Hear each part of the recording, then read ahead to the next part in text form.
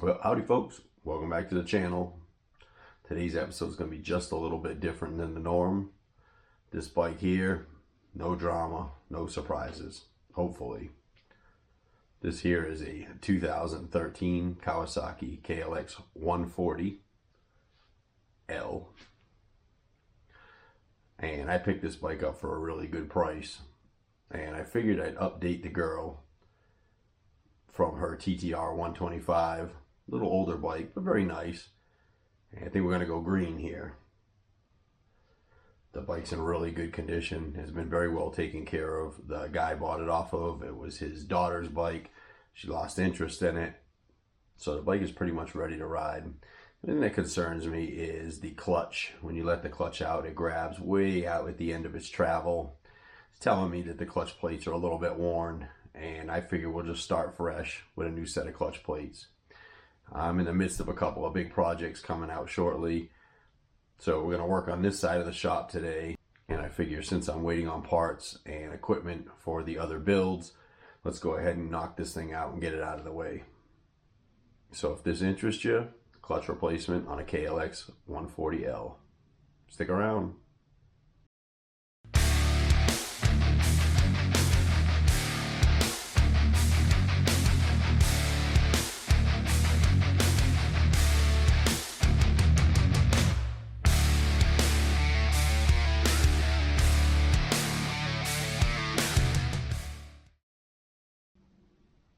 Now, first step normally when doing this job is you want to get underneath, drain your engine oil out.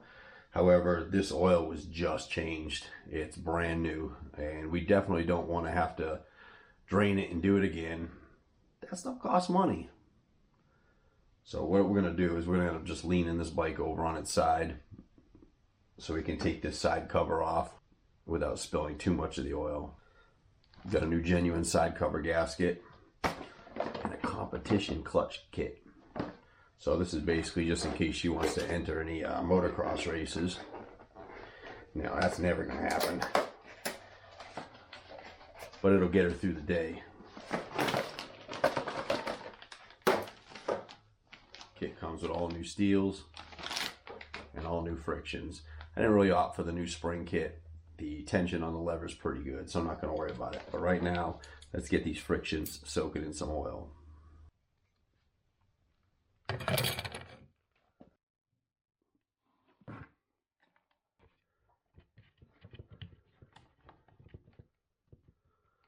Now, why are we putting these friction discs in oil? Reason being is we want to let the friction material soak up some of this oil. When we put them together, they won't be dry. It's good practice.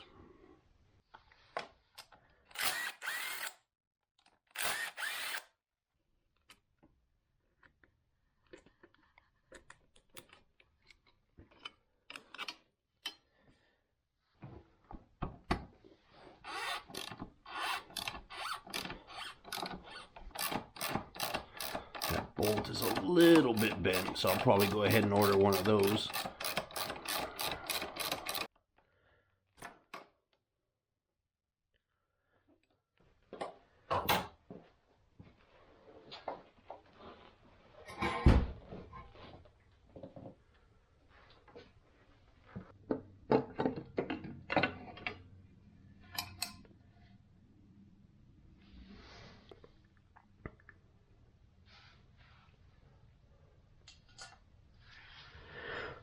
Boy, plastic gears, nothing but the best. All right, let's get this clutch stack apart. We want to loosen these slowly in a cross pattern so they don't warp anything.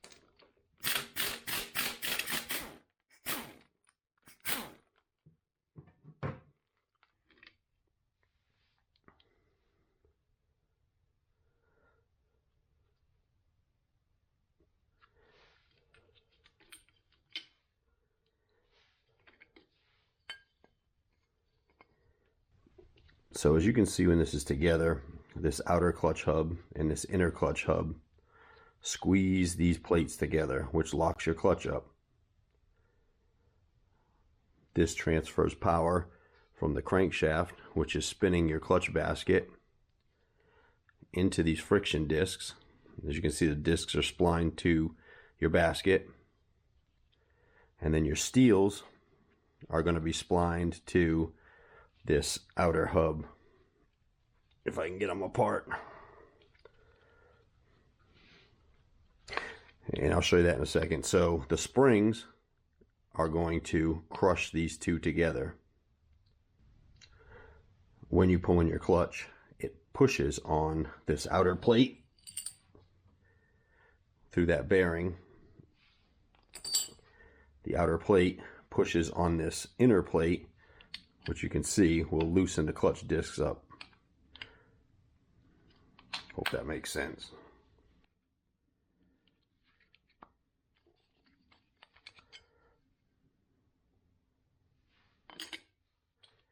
So if we look at our outer clutch hub, this aligns with these steel plates. You can see they're pretty burned up on this thing, so it's definitely been slipping. Here's your judder spring, so we want to keep track of the direction that this goes. So if you look at your clutch plate or your outer clutch hub, you have a flat washer and then your judder spring. And your judder spring is concave. It goes like this, it's not flat. So you want this inner lower area of the spring to go against this metal washer. And if you can see that up close, you can see there's a little bit of a gap there. And that's how you want that to work. So if you're looking at your clutch pack, you see you have one smaller disc than all the other discs. That one is going to face outward, and that sits around your judder spring. If you try to put one of these other discs, it doesn't sit against there, so it's obviously not going to work right, and your clutch will never work right if you try to do that. So easy peasy. At this point here, we just want to clean all this stuff up real good, get it ready to accept the new clutch discs. Got the two clutch hubs cleaned up, and judder springs on in the correct direction. Now one might ask, what is the judder spring and what's it for? So these concave springs will affect the way the clutch engages and disengages. It's basically just put there to make the clutch engagement and disengagement a little bit smoother. So on this particular one, we're going to start from the outside in. So we'll take our inner clutch hub off, and we're going to layer these friction steel, and of course we're going to start with our small disc.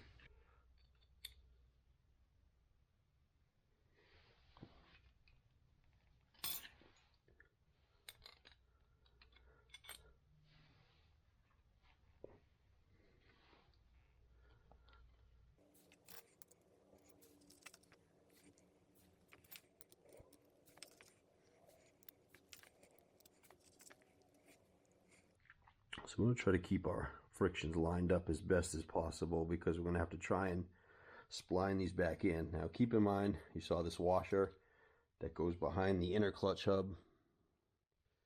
That's important to make sure we don't forget to put that back on.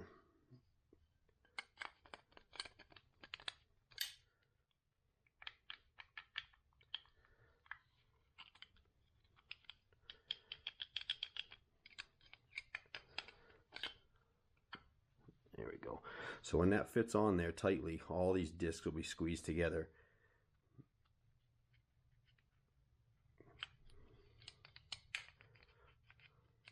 If you put it off one, it will not seat.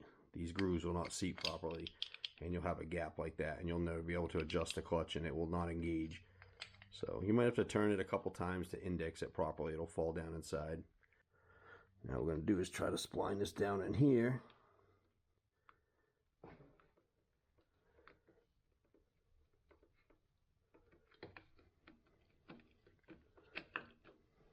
I'm just basically holding one of these nubs. If not, the inner hub will fall out. And if it does, it's not the end of the world.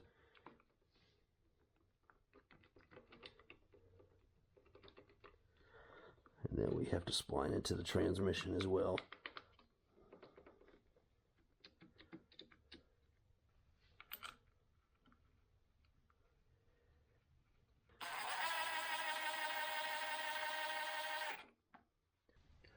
Now just go ahead and put your impact on it and send it home. No, don't do that. We're going to torque this to 48 foot-pounds. But if we try to do that now, the whole clutch is just going to slip. So we'll do that once we get this outer cover back on.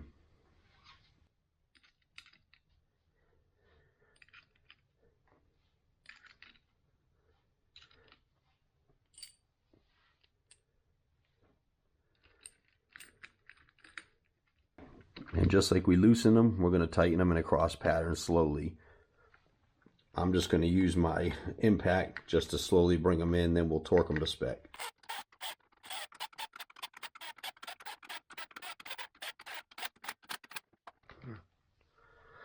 The torque on these is 78 inch-pounds.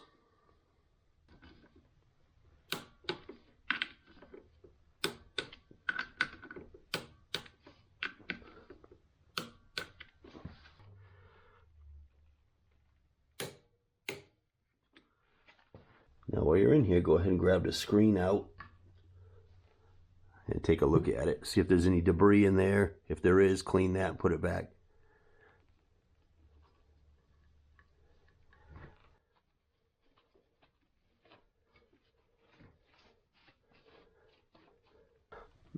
Don't forget your bearing. If you leave that bearing out, you will have no clutch whatsoever. It won't pull at all. You'll have no tension. Make sure your dowel pins are in. Make sure the center little pusher rod hasn't moved. And we can reinstall this outer cover.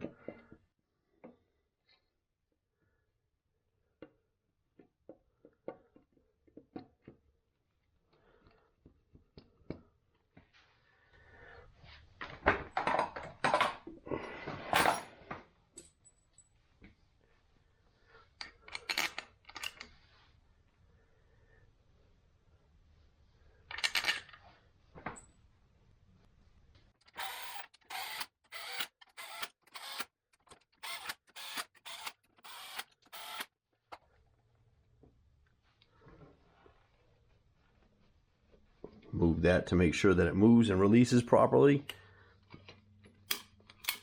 Now you may have to do some adjustment on your cable. Let's see where we're going to be.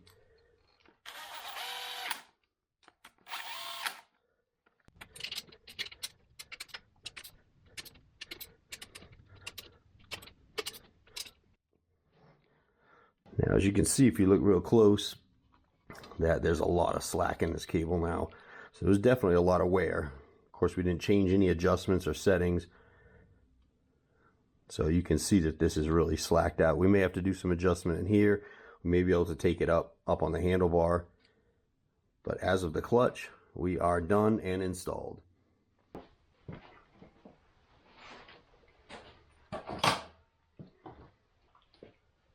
Let's get our clutch free play adjusted. We want about a ½ inch of movement at the end.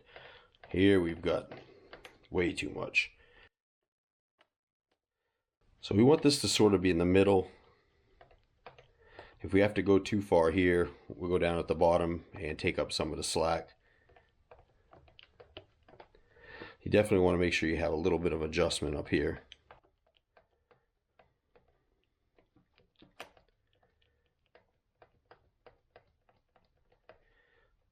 Feels pretty good. Tighten our lock nut.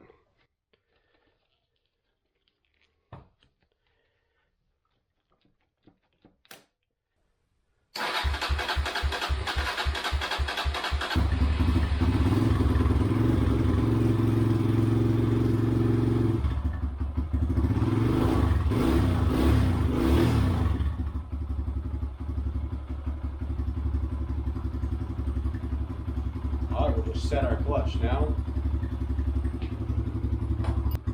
What we want to do is just put the bike in first gear. We're just going to hold the brakes and let the clutch out slowly and let it slip. Try to pull a little bit. Do that a couple, 2 or 3 times. If you let it out too far, obviously it'll stall.